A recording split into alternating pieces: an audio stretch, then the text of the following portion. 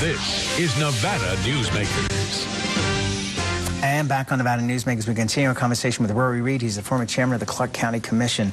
How is Brian Sandoval doing as governor? I think that his political achievements are remarkable. To think that a Republican governor could get 2 Republican houses in Nevada to raise taxes by over $1 billion, who would have believed it? So I think that he's an incredibly able politician, and I think history will look back at what he did and continue to consider it as a remarkable achievement. You know, it was interesting. I went back and watched the debates you had on Nevada Newsmakers right before the election between you and the governor. And the governor said over and over again that he would not raise taxes on the population, and you decried that and said he would have to be able to complete his agenda. And it was interesting because even though you guys were tough on each other during the debates, it was very clear that you actually liked each other. I have a lot of respect for the governor. I think he is a good man. I think he believes that Nevada can't improve if it doesn't do something about its education system, and he proved that. I think that whatever he said during the campaign, reality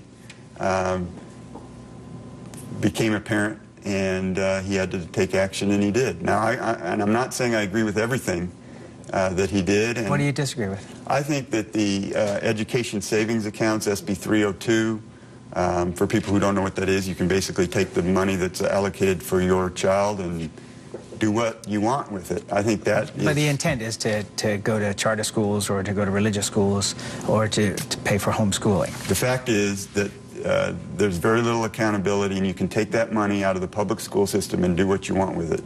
I question whether it's constitutional, and I think it's bad policy. If we have so many problems with our public schools, why would we create an opportunity for a huge diversion of resources out of the public schools into some other place that we don't have any purview over? So I think that's a mistake. And for all those that are running a victory lap saying, you know, Nevada's education system is every problem solved, that's just not true. I think what the governor did was good, but it was categorical spending targeted at certain things. General education spending will actually go down. And the funding formula, which is inequitable, decades old, and poorly drafted, continues to exist. And I think if you ask the governor, he would tell you that there's more to do. But I think we need to focus.